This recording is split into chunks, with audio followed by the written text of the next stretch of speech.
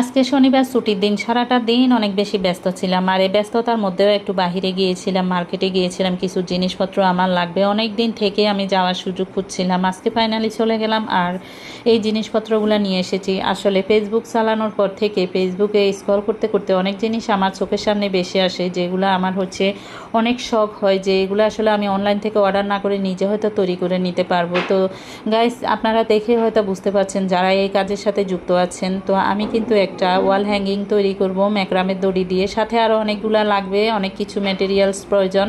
সবগুলা ম্যাটেরিয়ালস নিয়ে এসেছি, আমার কাছে যা যা মনে হয়েছে প্রয়োজনীয়। আসলে এর বাইরেও কিছু লাগবে কিনা আমি জানি না, আমি নিজে তৈরি করার পরে আসলে বুঝতে পারবো আর কি কি জিনিস আমার মিস হয়েছে।